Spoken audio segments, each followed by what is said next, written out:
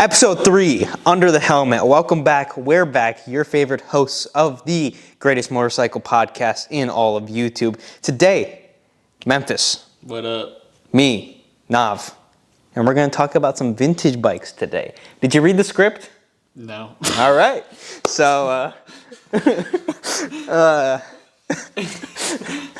it's been a while since we've planned this one. Yeah. So you know, a lot's happened since the last time we filmed. A lot. So, our bad. Our bad. My bad. Mainly Grady's fault. I blame Grady, yeah. Yeah. So, talking about today's video. So, we got a couple of interesting topics. The first thing I want to go into before we go into the vintage bike stuff is motorcycle weekend. The last time we made a podcast was right before vintage weekend, Yep. or Superbike weekend. Superbike weekend. So, I just want to talk about what were some of your highlights of that weekend. What were some of them? There's a lot of... the bike turnout this year was a lot better than last year. So Definitely. there's a lot of cool bikes. What were some of your favorites you saw? What were some of the favorites I saw? Did we see that Rune? Was that the same weekend, the Cars and Coffee? No. That was, No. That was, well, Yeah. and we saw a Honda Rune. Yeah. Very cool. Yeah, two of them. Two of them. Same color. Much smaller than I would. Way small. A lot. And now the length was the The same. length was, yeah. But a lot shorter and, like Nav said, smaller. It was. Yeah, it didn't look like a bike. Like when you see the pictures, you're like, oh my God, this thing has to be massive. Yeah. But then you look at it and it's a very short bike. And it's a lot less intimidating than the photos kind of seemed it to be. Yep. I remember flashing back to vintage or to Superbike weekend here. One of the coolest things of that whole weekend was like that bike show that was up on top always. Yeah. I'm trying to just go back and remember what some of the bikes were there. For some reason, I literally can't remember a single I was one gonna say right now. the RC45s. RC45s, Yep. twins, really cool. They was actually really awesome. That 250, the one that revs to like. Yes, the 20 CBR 250RR. Yep. Yeah, did see that. That was really cool. I want to ride one of those Dude, so I want bad. to know what 19,000 RPMs feels like. Yeah, I think Redline is 18, but Yeah. you can rev them out to 20 before Yeah. they start banging on the Yeah. red line, which is crazy. Yeah, a 20,000 RPM is ridiculous, but a small motor, so. I respect Kawasaki for making a new version of that. Yeah, Like absolutely. that ZX4RR. I think it revs to 18. I don't know the exact specs, but yeah, I've heard it revs pretty high. Yeah. I mean, anything super revy is. Yeah, I mean, when you rode the R6. Yeah. uh, I mean, awesome. Yeah, it changes, like, you have to, like, change how you ride when you Yeah. have a bike that revs that high. Now I understand, all those videos are, you got to downshift 14 times Yeah, to they hit the power band. hit the power band, but they sound so good. Yep. Trying to remember any other cool bikes up there. I know there was the Bimoda, like their two-stroke one the guy fired up. Yep. I don't know what they're called, but I believe that engine was actually made by them. So that one was pretty cool. Yeah, I saw, there was a Turbo Busa. It was kind of not the nicest bike. We but- saw the RCs Yep, later that yep, night. yep. The RC30, and we believe one of them was an NC, but we don't know for sure. Because Yeah. all the tags were taken off. Yeah, all the tags, and I think so because it had the smaller headlights and Yeah, but it could have been a Japanese bike Yeah. as well, so we really don't know. lame ass Turbo Harley. Yeah. It's boring. No one Yeah. likes Harleys. Other than that, there was like the RD 500 was there. Yeah, RD. RD RZ 500. Those were cool. We didn't go out on the track this year, Nope. but yeah. Should have. It wasn't Should've. raining. Should have. Yeah. It was just a lot of Harleys this year. Yeah, a lot of Harleys, which there's is a few sport bikes great in the that back. people. It was a good turnout. I Yeah. enjoyed the turnout this year compared to last year's turnout. Absolutely. I think as much as we hate on Harleys, but what they're doing in the Bagger series is bringing a lot of people in. Yeah, I think so. Yeah, like last year was like dead. Yeah. The year before that was even worse somehow. Yep. Like there was nobody at Superbike. Yeah. It was like, bro, what do you mean? This was the most popping weekend. Yeah. So it's good to see that it's back. They claimed record numbers, but I personally don't think so. But There was quite a few people there. I mean, I think maybe in the years past, more people would bring more bikes. So like one person might bring 3 bikes out. Yeah. Because I remember they used to have the rocker box and like that lower area, the really big hill that goes all the way up in the back, the right? Yep. Like that hole at the bottom of the hill was full of motorcycles. Yeah. Like to the absolute max, where you like couldn't even walk. And all of them vintage bikes, BMWs, Vincents, Yep. BSAs. No one brings those bikes out anymore. No. There's always, a few people around like the Corvette Corral area. Like, Yeah. I saw one dude this year. He had a massive selection of like Ducatis, some older Hondas. Yeah, he's usually there Yeah. with. He had the RZ 500 there, like the 916. I think he has old CB750 there as well. Did he have an RC51 there? I think. Yes, yeah, yes, there was an RC51 there. Yeah, and then I think we were leaving. And I saw a pack of like 4 or 5 RC51s the one day. Yeah, I got a story. I didn't see any of those like parked anywhere. But We just saw them like that one time, and Yeah. then they disappeared And then after they were that. gone. Yeah, I mean those are kind of the highlights, I suppose, of the weekend. The races were really fun to watch. really fun to watch. It's just crazy how fast they just Oh yeah. taking these corners in the rain too. The day before, Yep. crazy. Crazy. I mean, even the beggars. I mean, Yeah, the let's bag. be real here. They aren't. They're Not beggars. they're race bikes. Yeah, they're with- not. They're not actually beggars. Yeah. Did you see like the statistics of how fast actually are the bagger racers? Yep. Fast as the super sports. Yeah. Yeah. Literally same time. Yeah. Which is crazy that you can run those two together. Yeah. I mean, obviously, it ain't no legal bike, but like, It's still cool. Getting into the topic of this video, we're going to be talking a little bit about our favorite eras of motorcycles. So I already have mine, but what do you think would be your favorite era? You could only ride bikes from this era. It's something that stands out to you, and why? I think. I think we have the same answer here. Yeah. 90s to coming into the 2000s, I think is perfect era because they have all the really cool bikes.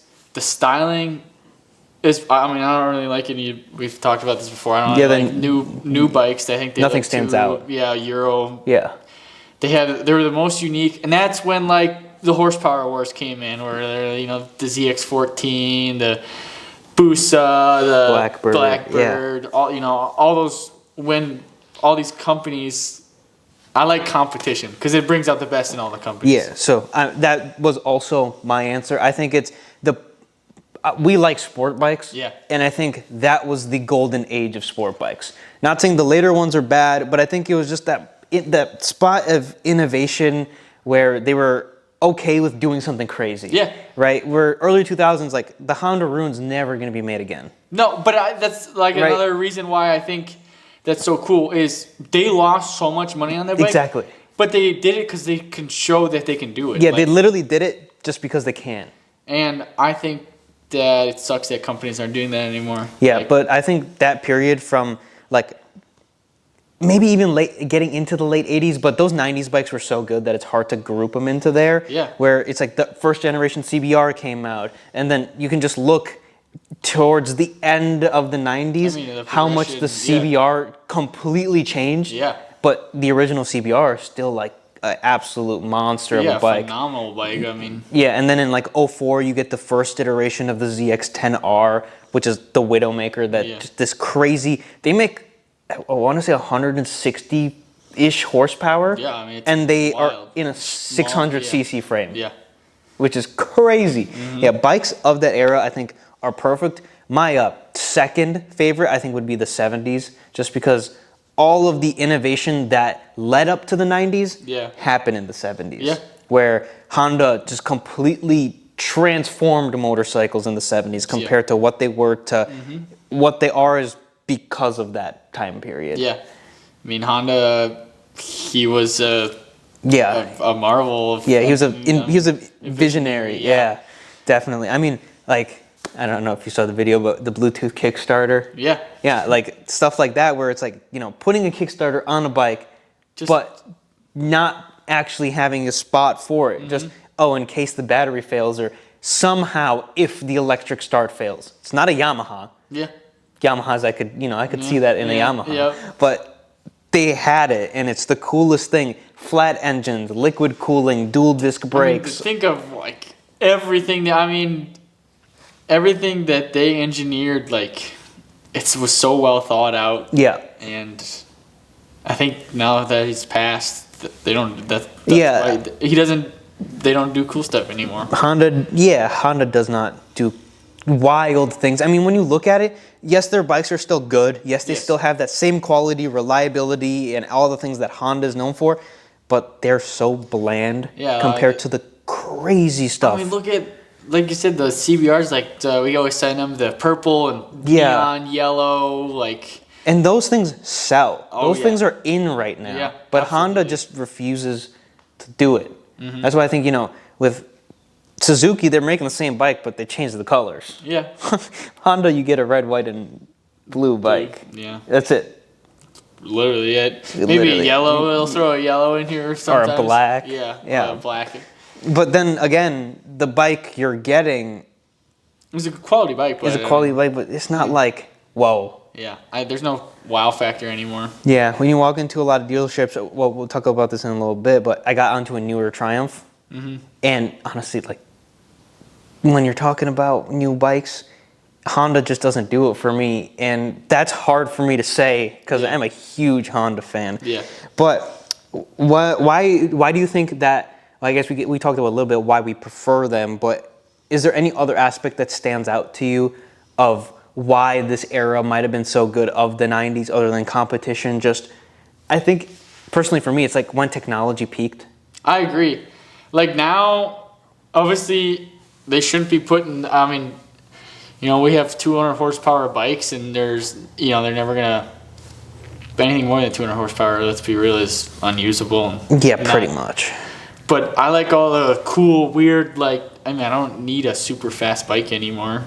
Yeah, we've got to the point now where there's so much power and perfection where it's like we want weird stuff instead of the fast stuff because we have the fastest stuff in the world. Yep, but now I want something cool. Like we just saw, the Ruins is such a unique design. Yeah.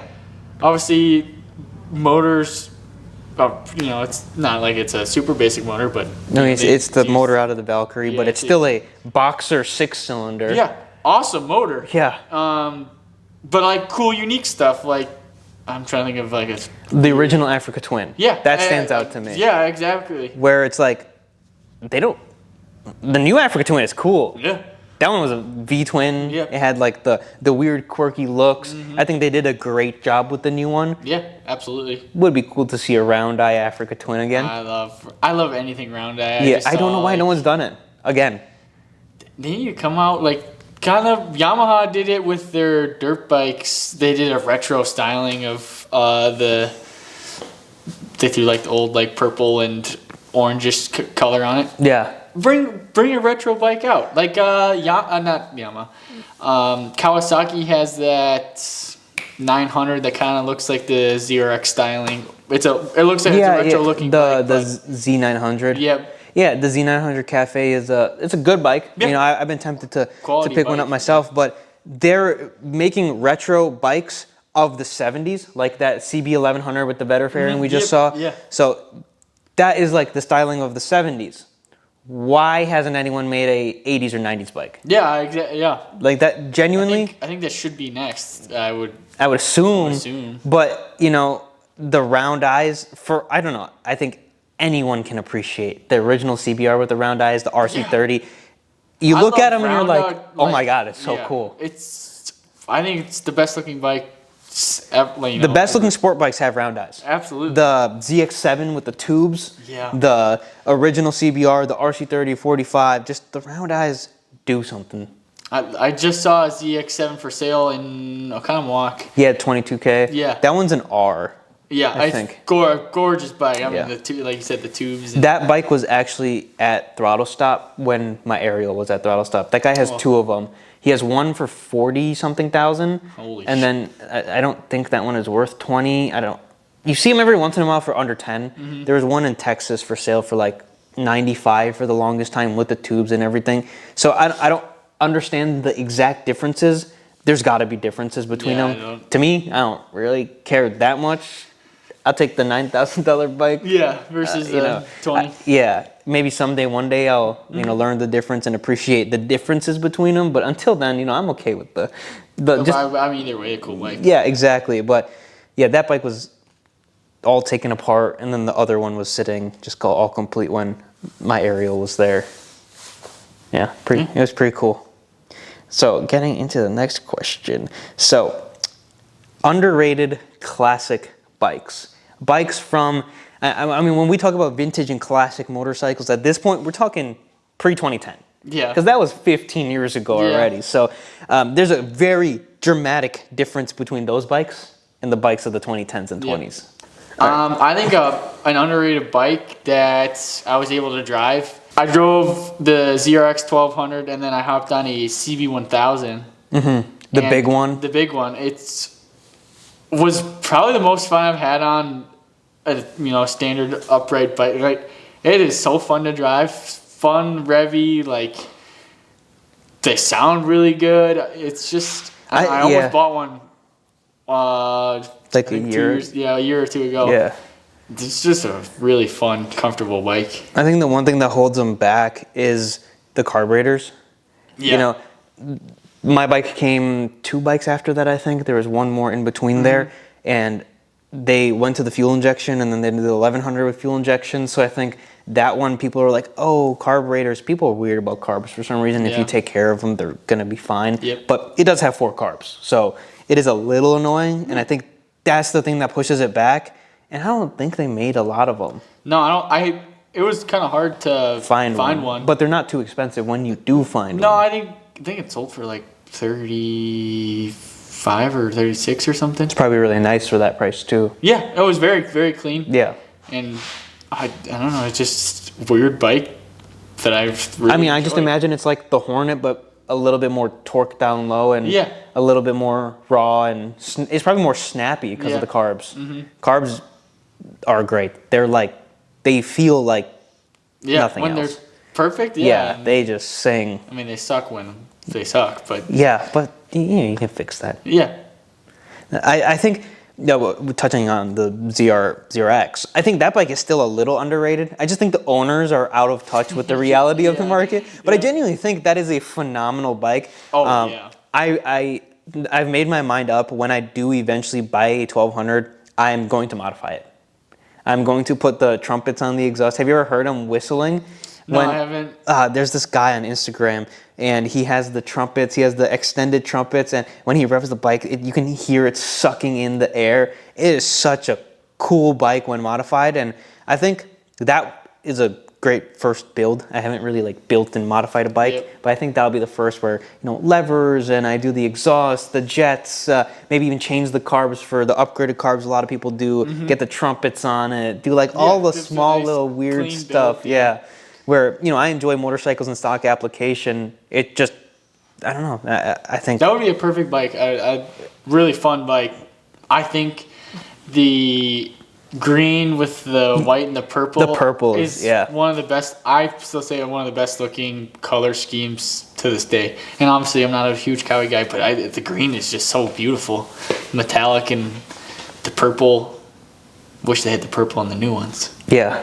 I know that Chris likes to call them the Buzz Lightyear motorcycles, but I don't know, when you look at the old Eddie Lawson, it's like the Eddie Lawson tribute. Yep. So I love it. I never liked the red. The other day, I saw a red one modified really nicely, and it was gorgeous. The guy had it fully detailed, and I was like, whoa. I usually don't like the red, but that bike looks sick. But yeah, just doing a light build on one of those, man, why do the owners...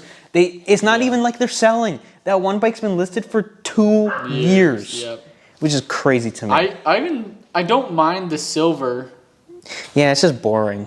And the blue. The blue is cool. Yeah. It's Malibu. Oh, another really underrated bike right now. I think vintage Suzukis are super underrated. Yep. Their 2-strokes are really expensive, but their 4-strokes, I think, are insanely underrated. You saw the GS750 I bought, and how clean that bike is. That bike, running and fully operational, is maybe worth $300 or $3,500. Yeah, it's It's weird. Like Suzuki is a very good brand, and they've done well. I think the whole brand is slept on. I think so. Why don't you just let her in? Are you sure? Yeah. She's gonna come. It'll be fine. Okay. Guests on our podcast. Dream guest on your podcast. First guest. Everyone, dog vlog. Malibu.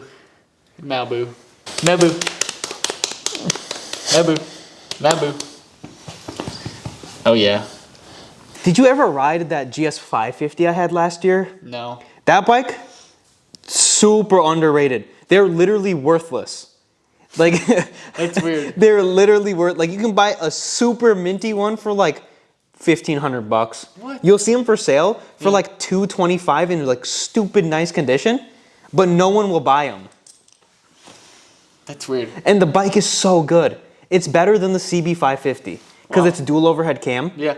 It's a little bit longer, I think, but genuinely, it is such a great bike. I think that is one of the most, the GS 750, you know, $3,500 for a 750, like, I think that's a lot of bike for the money. But the fact that the 550 is literally $1,500, I think a lot of people cafe race them, but just at stock. That bike is so good. It makes 5,500 horsepower. I think it revs up to 8,500 RPM. I mean, a lot of these bikes, a lot of people go over the top with some of their cafe racing. Yeah, they do. But just enjoy a stock bike. Literally. Yeah. I think they're best in stock application because I'm going to say this. Most people don't know how to build bikes. Yeah. Because they'll modify this and then modify that and then do all these modifications at the same time. And they're like, this thing kind of just doesn't ride good. Yep. But so many variables. Yeah, you should change one thing. Yeah. See how it is. And especially if you've never rode a bike, that's, I think, what people are guilty of, where they're non-bikers. They're like, oh, I'm going to build a cafe racer. Chances are 80% of them don't finish it. Yeah, that's a lot of... And then maybe another 10% of them that do finish it, they just don't enjoy the bikes because they just made something they don't understand. And maybe 10% of them make a decent running bike. Yeah. I mean, people do make very good cafe racers, but like you said, a lot of the people don't understand what they're doing. And yeah. You know, there's a reason why certain things are on bikes, and when you take them off, it messes up the bike. It messes the bike up. You know, there's a reason why front fenders are a nice thing to have. Because then when you're riding down a gravel road, you're not getting pelted. Yep. Or, you know, simple things like... water getting thrown up. Or simple thing of, there's a reason why the manufacturer had 4 carbs on it. And when you change the 4 carb setup to 1, there's a reason why the bike's going to run horribly. Yeah. Especially if you don't know how to tune carburetors. Yeah, especially that. I mean, like the Ariel has 1 carb with 4 cylinders. Yeah. But it's kind of... Yeah, the CB750, though, has 4. The snappiness and response of that bike, that's what makes the bike special. Why are you ruining that? I mean, look at the CBX. Yeah, it's 6 carburetors. 6 carbs. There's a reason, though, the numbers of carbs make those bikes special. Yeah. Because it's an individual throttle body. It is snappy and responsive, and it makes the bike. It makes the bike, so don't delete that. But... yeah, I can't really think of too many others. The GS 550 was like my bike. It is so much bike for the money. If I was trying to just start riding, if you want a cheap bike, if you want a small bike, if you want a fun bike, it is literally everything. If you live in the city, I mean, perfect. And the thing is, no one's gonna rob it because no one's gonna look at it twice. Yeah, exactly. So I don't know. It's such a great bike. Enjoyable bike. Yeah, I sold it because I wanted the 750. Yeah. And I just couldn't justify keeping both. But if prices stay where they are, I might have to pick a clean one up because there's not going to be too many left of them in the not too distant future. Because when things get cheap, they get ruined. Yeah. And the same thing's going to happen with the CB550. And talking about that, so we talked about era and everything, but what are some of the vintage bikes that you would like to own? Where it's a bike that not necessarily what we've talked about, perhaps something weird, something quirky, something that maybe I wouldn't expect. Obviously, for us, I think you could literally say, you want to own this bike? And we would say yes. I mean, you could name a lot of bikes that... Yeah, but what's like something maybe that stands out we haven't talked about, something a little different, something a little weird? Because honestly, I would love to own another 550 again. Yeah, I just don't have room for it. I want to, yeah, a 550 CB 550. I like those older style, like a Buddy Grady's, or the orange one I have. Yeah, the orange one, or what's that? The blue one you could. The 450. The 450. That's such a beautiful color. Yeah, yeah. I just rode that bike yesterday. I would really like one of those. Yeah, I something that styling. Just to take it to like a UJM style. Yeah. Where it's like that GS, the CB, the Kawasaki. Another, switching back to the last question, there's something I just thought of. Underrated bikes. The Kawasaki's are some of the most overrated bikes of all time, but there's the smaller versions, the 650s, and they have, I think, 550s as well, which are 4 cylinders. And those bikes, they're really good, and no one talks about them. We've both been surrounded by a decent amount of vintage bikes in the last couple years and stuff. So I know a lot of people have this misconception that they are awful to own. I want to talk a little bit about maybe some people's preconceptions, They're things like that. Right. I'll say this. To the people who have owned these old bikes and say, oh, dude, that thing was always breaking, you bought a bad bike. I agree. Like, genuinely, you bought a bad bike. Obviously, you have to maintain it, but if you do general maintenance on them, they last forever. I mean, when we're talking about old Hondas, literally, you could be an idiot and maintain it. Yeah. I mean, any older Honda, I mean, even though this is getting off track here, but, you know, a Honda four-wheeler, same 300 cc, don't even have to change the oil on the thing. And I mean... Literally. I think a lot of people's preconceptions, notions, all of this came from... a big thing of the British bikes came from the early 2000s where parts weren't available. Yeah. So they were like, dude, no one can find parts. I can't find parts for this thing. Like, it's going to constantly keep breaking. Oh, my God. Like, there's no information. There was no internet. There was no forums. There was no groups. There was none of that. So all of that predating internet, all the people who had bikes back then, because they did break at the time. The British bikes will break. You just got to fix them. You got to know what to look for. If you own a British bike, you got to maintain it properly. The Hondas changed the game. But even those bikes will break. Yeah, you know, they're 50 years old. Yeah, I mean, anything with age is going to break. Yeah, it will Obviously, break. Stuff happens. Like, stuff ain't made to last forever. Yeah, I mean, Hondas are. Yeah. But again, the like motor, you have to, I would say the motor is going to last. Don't get me wrong. You just have to not be an idiot. I mean, but, you know, fork seals and all, like, if you're complaining about that stuff, then you shouldn't have a motorcycle. Like, I know a guy was going crazy about me for buying a VMAX where it was like, dude, that thing's going to have constant vacuum leaks and this. And it's like, yeah, they have vacuum tubes. You just have to replace them. If you replace the tubing, the bike's old. Like, that brittle tubes on literally anything. Like, that bike is 50 years old. The go-kart or 40. Freaking leaky fuel lines. And he's like, just put new fuel lines he's like, oh, dude, it constantly kept doing this. Like, yeah, dude, it's going to have those problems. You have to just address them and then move on. If you have those problems, the bike hasn't been taken care of. Yeah. You know, but even now, it's 40 years old. Yes, you got... The 80s bikes are more... Like, the 80s bikes are worse than anything else, I think. If you're 40 years old, I guarantee you got some health problems. Yeah. Let's be real here, okay? Yeah, the bike's probably in better condition than you. Yeah. I had a guy come up to me the other day. I was driving my RX-7 in 1983. Yeah. And he was like... And I was talking about, like, yeah, it has, like, this issue, this issue, this issue. He was, like, 95 years old. And he was like, man, if I looked that good when I was 50, you know, I wouldn't have any complaints. Yeah, exactly. And it's like, yeah, you know, to be honest with you, that's a very fair point. Yeah. I mean, look at something, 22 years old, you know? Yeah. Guarantee you those probably going to have some problems. Yeah, yeah. I mean... Nothing, like I said, nothing lasts forever. Nothing lasts forever, but... Except for Honda. Yeah, these old bikes, the 80s bikes are really bad. Like, they're... Yeah, I think there was advancement. We got advanced on everything, but the materials weren't advanced enough. Yeah, that is the problem, because early generations of fuel injection, they're awful. The early generations ABS, all of that stuff where the advancement happened, but it took 4 years, 5 years for them to simplify it. Yep. And that like period were some of the best bikes ever, but man, are they a little annoying to work on. Yeah. So I can understand that, you know, but when you are buying a bike like that, you gotta fix it. You gotta replace those things. You gotta find the workarounds that people have done now. You know, the BMW K1. You know, the K1 has the ABS brake problem. You have to just delete the ABS out of it. To be honest with you, they have the fuel pump issues. My Ducati has the fuel pump issue. They're internally in the tank. Stupid. Bad design. Bad design. They learned very quickly that that's not a good design, and they fail. You know, they do fail. And the biggest problem with those BMWs is when you park them.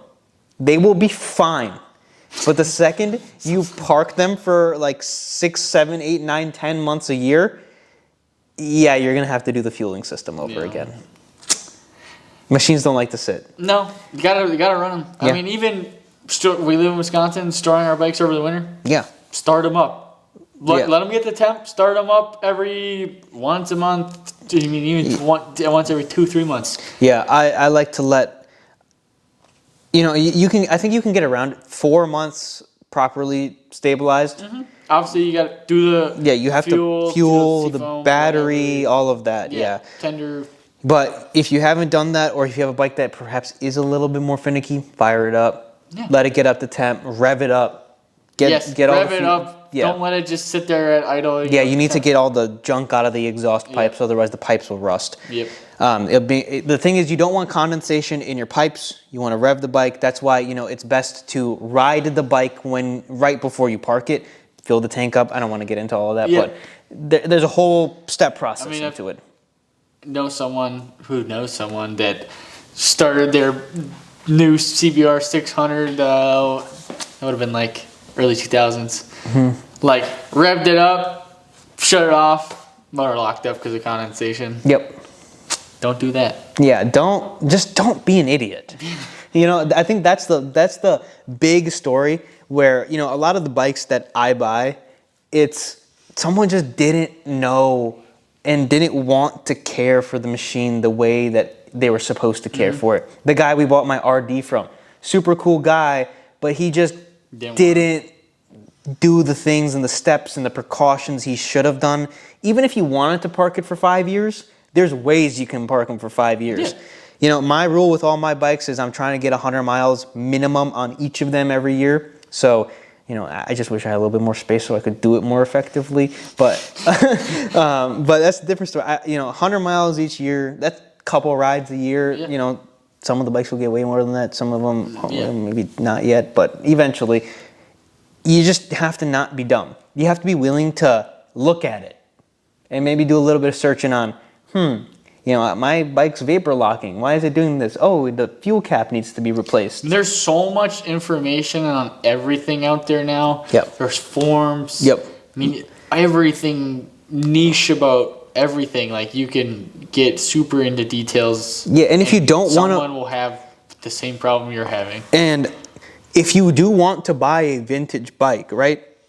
Don't buy one that's this obscure bike that you're not going to find the information on. The K1 is a good example. There's not a lot of information, but there are guys who know that bike like the back of their hand. So, you know, you get in touch with one of them, you know, then you're good. But buy a CB750. Buy a bike that you can literally Google and you'll find how to step by step put the bike back together.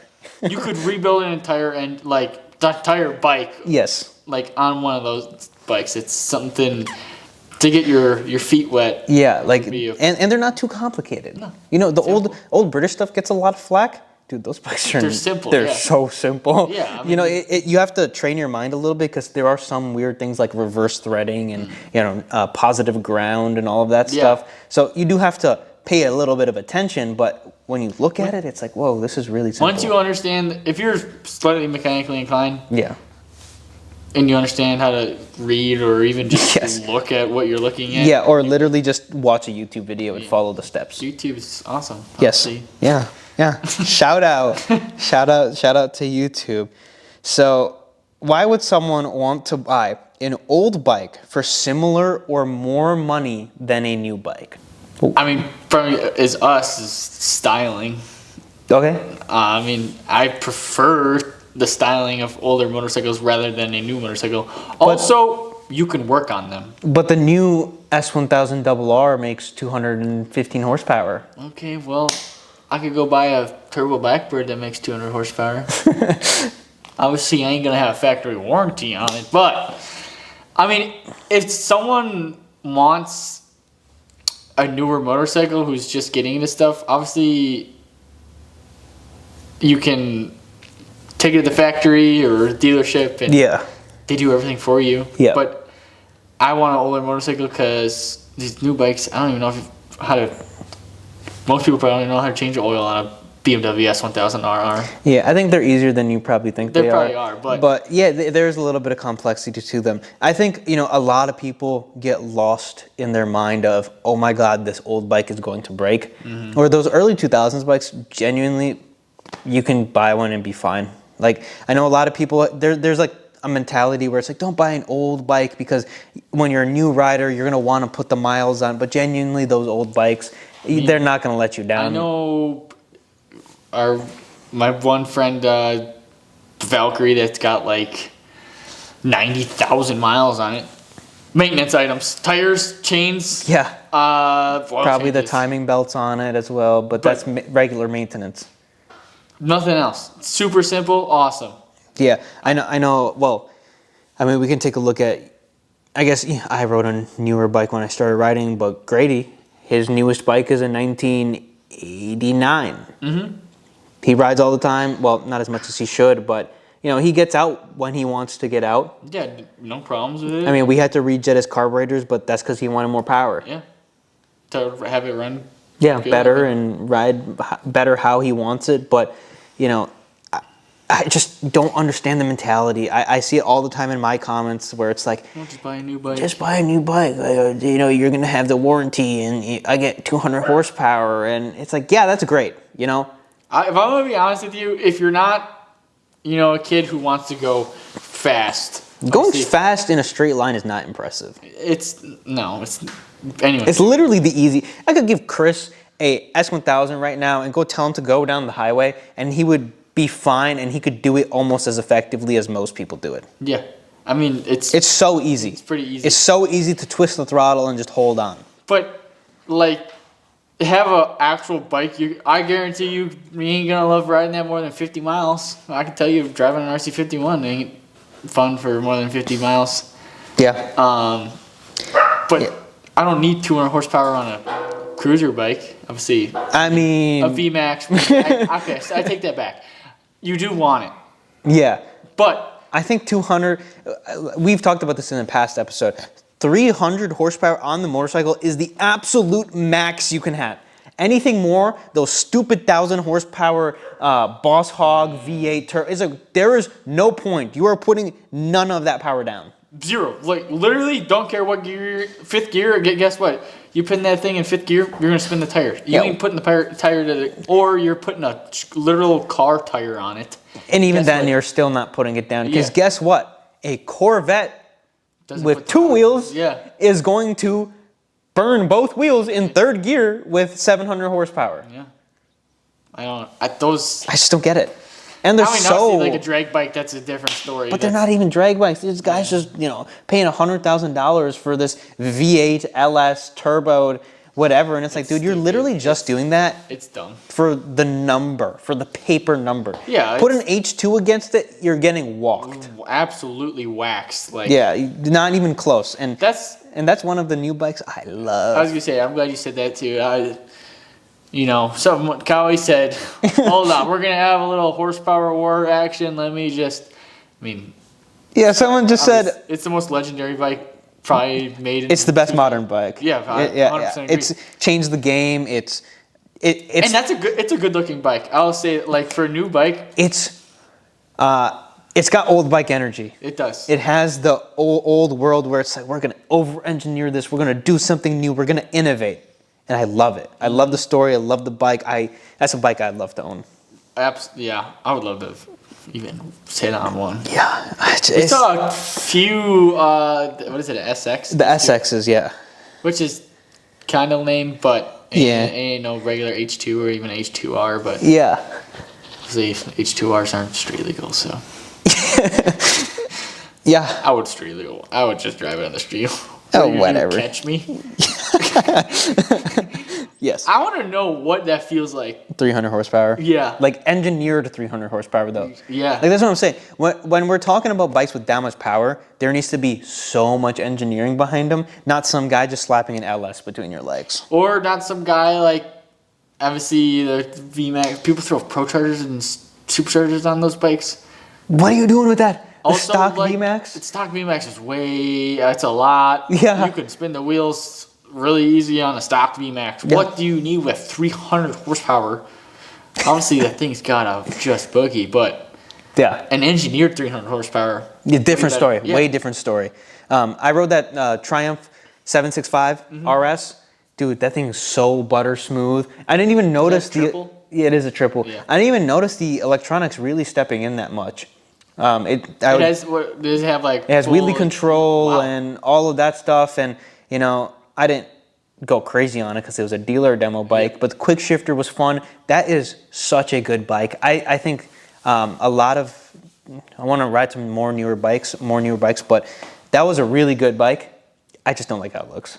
It looks so derpy. Yeah. From the rear, it doesn't look Everything bad. looks good except that headlight. Yeah, If it had a fairing on it, I genuinely, like if it was a sport bike, I think I'd genuinely go, and I love naked bikes. I daily one, Yeah. and I think, dude, if the headlight was different or if they made more like a retro style one, it would look great. A lot like we keep saying, the motors in new bikes. Obviously, they're spectacular, but The looks, I do think that, you know, the electronics really aren't necessary. You know, I was coming into the gravel driveway. I don't know if you saw me. Yeah. I was just twisting the throttle and just kicking dude, that bike would not let you do that. No, you see it. It sees a micro spin. Like Yeah, it just, you know, there were but I didn't go super hard on it. But you know, just riding it regularly and you know, getting onto it a little bit.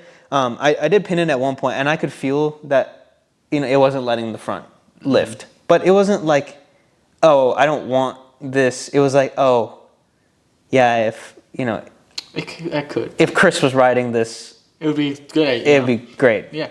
Yeah. And they should have that on newer bikes I don't not like newer bikes. Yeah. I just think the old ones are better. I agree. I think that's what it is. want 'em You know, we're not hating on the new ones. A lot of great new bikes. The old ones are just better. All right, so in the very first episode we did the 3-bike dream garage. So I don't remember if you remember your bikes, but I think you had the H2R. Yep. You had like a RC30 as your vintage bike, and I think you had like the FTR. Yeah. You know, it's great balance of a garage. You know, we were trying to have a balanced garage.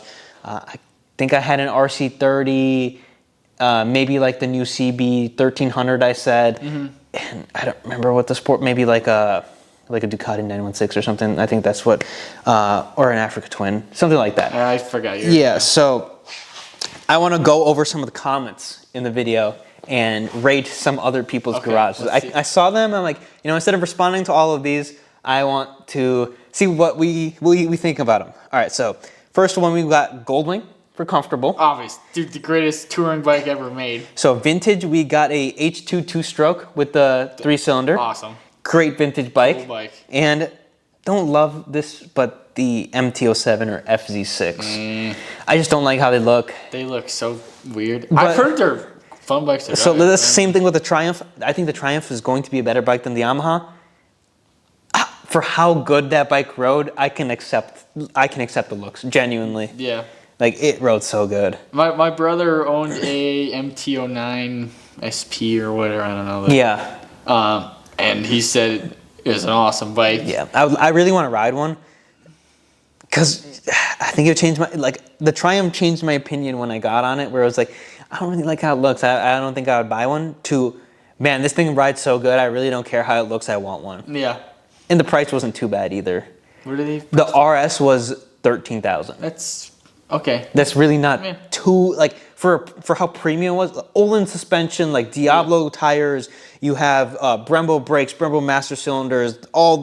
It was a very quality bike. I always laugh at, obviously on sport bikes, they're like, oh, we have these Brembos with 16 pistons. Yeah. You're gonna lock up the brakes either way. My RC51 locks up the brakes. The most efficient and coolest braking system I've seen is the Buell. The perimeter brake. Yeah. Where I was doing a little bit of research because I saw a guy. He's like, dude, that brake is really stupid, and I'm like, I wonder why they actually did this. Cooling. That one-sided perimeter brake is just as powerful as a dual disc brake. And I'm like, yeah, I've never wanted more brakes out of this thing. But the disc, because of the more surface area, cools so much faster. And with braking, cooling is the biggest factor. Yeah. It's not how powerful the brake is, but how fast it can cool down. Carbon. Yeah. Then we're talking big money. Yeah, I mean, like the MotoGP bikes, they have to have covers to keep the heat in the brakes. But yeah. Getting on to the next one. So number 1, we had the H2R. Yep. Yeah, great bike. Husky 701 Supermoto. I think those are cool. Yep. I think I've said that in other videos. You did, yeah. So, and then the third bike would be a CRF 110. Pitter, dude. I've been wanting one for a while. That's a valid garage. It's a valid garage because I saw a video on the internet of some dude draining the oil on his CRF 110 and redlining it, and it went for 30 minutes straight. And without oil. Without blowing up. I don't know how Honda engineers this stuff because the laws of mechanics. Yeah, they don't add up. It doesn't add up, but it's awesome. All right, so moving on to the next one. Dream bike, H2R. Long distance, H2SX. Adventure, Africa Twin. I think a little too similar. There's not enough diversity there for me. Yeah, the H2SX. I'm not saying that's a bad bike, but you can't have the H2 and the H2S. You can't like it that much. Yeah, I mean, I was never drove an H2SX, but same motor, detune. I love different experiences. I can't think it would be. I've heard they're not super uncomfortable because it's obviously their sport touring edition. But if you're gonna say touring, you gotta have something comfortable. Yeah, but like here's my thing, right? When I want to ride an H2, I want to be like, oh my God, this is the greatest 10-minute experience of my life, and then park it. I don't want to be doing highway tours with that motor. Yeah, I 100% agree. I want it to be, oh my God. Yeah. And then have a Goldwing or something. I don't mean the Goldwing's too big. Yeah, Africa Twin, I think, fills both or things. Or if you had I don't know if you know what a CTX is. It's like a... Yeah, the one with the transverse. Yep. Yeah. I drove that bike. Derek has that bike. Unbelievably underrated bike, like touring bike. It's a 1300. One thing I had to say, super comfortable. You could drive that bike forever, but the brakes on them, you better watch out when you grab the front. The front brakes on the whole brakes, you're like gonna. It's got way too. Obviously it's not too much. Brakes, but it's like you need to. You gotta watch what you're doing. You can't grab a fistful of brake. Dude, something right now in front of you, you better be knowing what you're doing. Yeah. Obviously it's got ABS and all that, but. Yeah, I think all the bikes blend too similar. Obviously, H2 and Africa Twin are very different, but then when you put the medium between them, it's there's no transition there. Yeah, if you got maybe instead of the Africa Twin, you go with the VFR 1200. You ditch the H2SX, and you get a vintage bike or a two-stroke bike or something like different. You gotta go something. Because if you have the track bike, the H2R. I'm trying to think of some other muscle bikes other than the VMAX. Some comfortable, like a more upright. Magna. V6 Magna. Yeah, but I think the Africa Twin kind of does that. The VFR kind of does the muscle-y kind of thing. Like they're very like everything bikes. They are very everything bikes. Where it's like if you really even a regular VFR, the 800 or the F. The F or the 800. Yeah, those are. Yeah. I heard those are really comfortable. I've drove the 1200 F. Unbelievably comfortable, wicked fast. Yeah, like that does like the daily wicked cruiser thing that the SX might do, but it has a different motor, a different setup, a different feel. Because I wouldn't want H2 SX, like you said. It would be too similar. It's just, I love different experiences. When I hop on to my Hornet and I hop on to my RC51 and then I hop on to a CB750 and I hop on to a Triumph and a Hawk, everything feels different.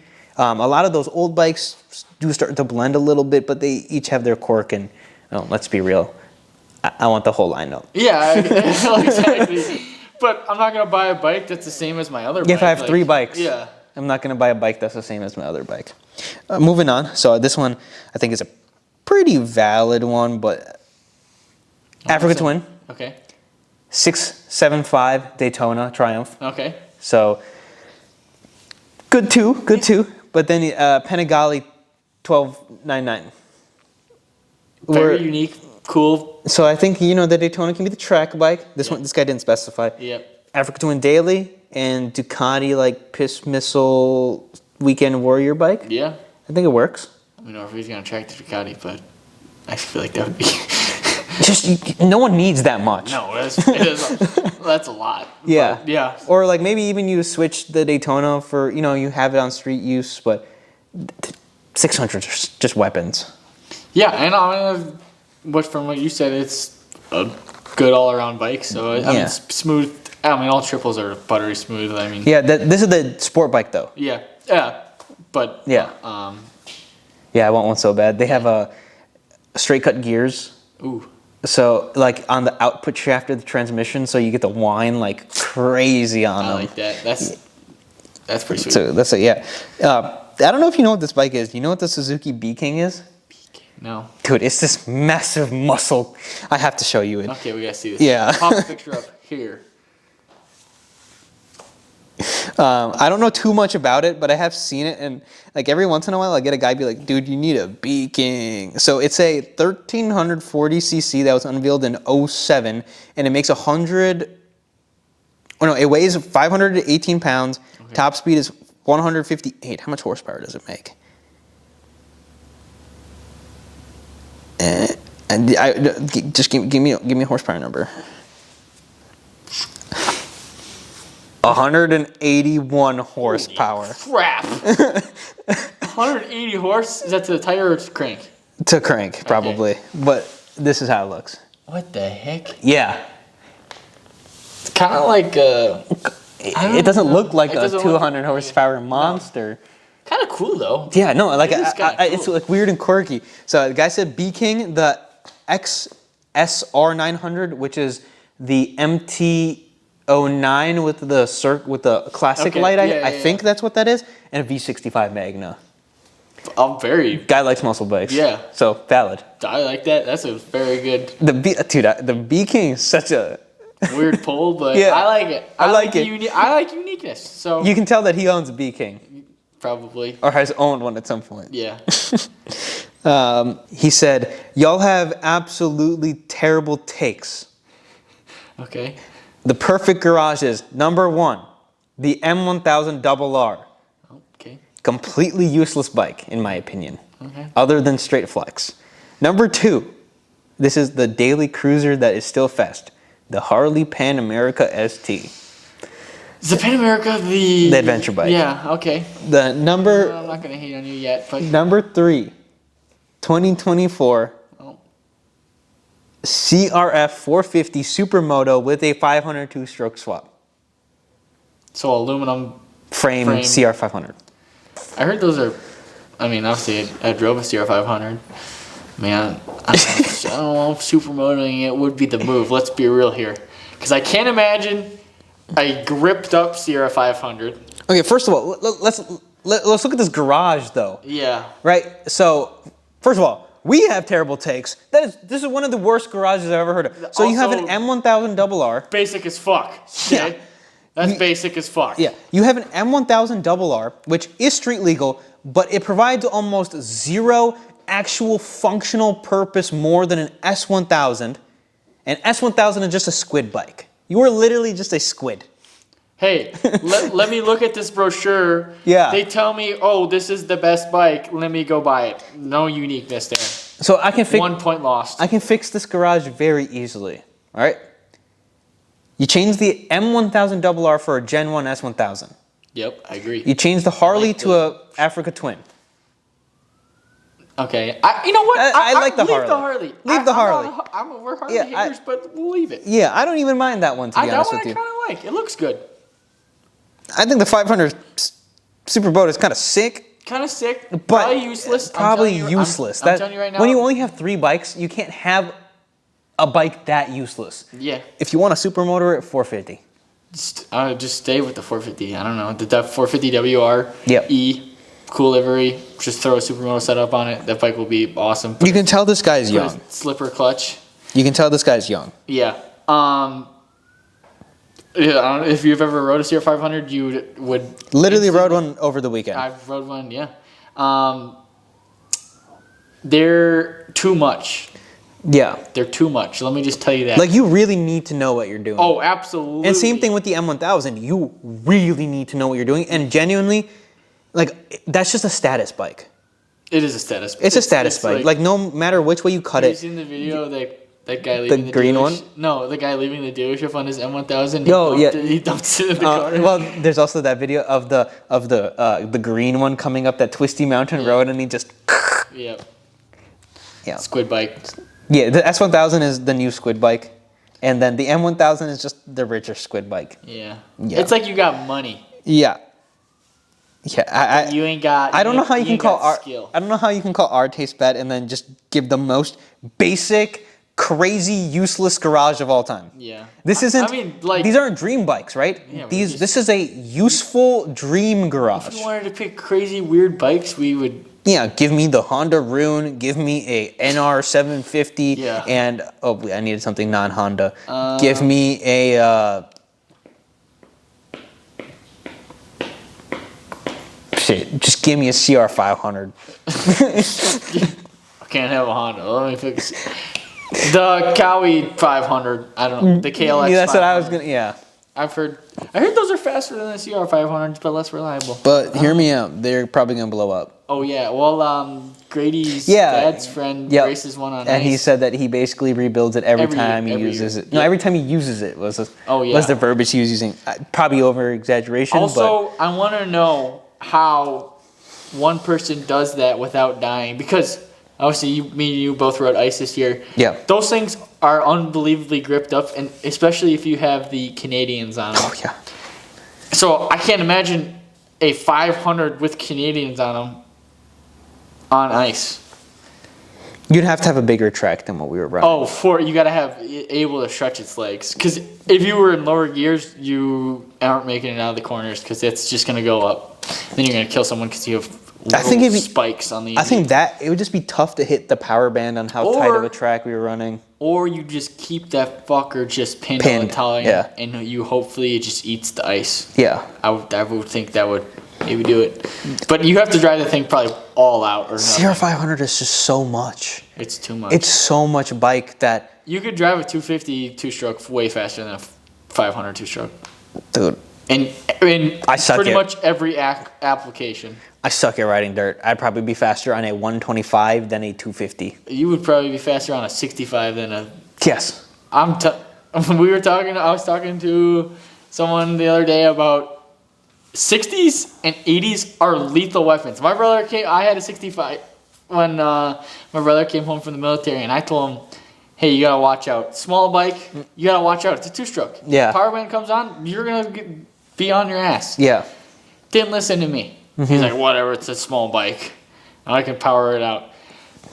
It's like a light switch. Hit the power band, come on, over backwards. I watched him go straight bars, snap the rear fender right off of it. And Yeah, I mean, a big reason of why we went 250, obviously reliability and maintenance and all of that, two-stroke. Honestly, not the biggest reason. Supermoto was the bigger reason. yeah, I don't think the 85 would survive. I would have that thing rev to the moon all the time. Yeah. So I think at one point when the supermoto conversion happens, maybe consider buying an 85 or 65 or an 80 or something to run on dirt. Yeah. Just to have fun. I really want to ride a Saran or an electric bike so bad. Someone got a Stark Varg. Let me at it. I want to know what 80 horsepower instantly. Dude, I just want to get good, like a little bit better, but I can't even ride dirt for a while, so Yeah. kind of sucks. But we'll talk about dirt bikes in another podcast. I think this one has been pretty lengthy here, so we're going to cut it before we get into some. Start saying crazy stuff. Yeah, so I appreciate you for watching. Obviously, if you guys haven't picked up the house teas are officially live. I think we're having a little bit of a spicy drop here coming sooner than later. But as Better always, be watching out. Yeah, as always, leave a like, comment, subscribe, and let us know your dream bike garages in the comment section down below. Peace.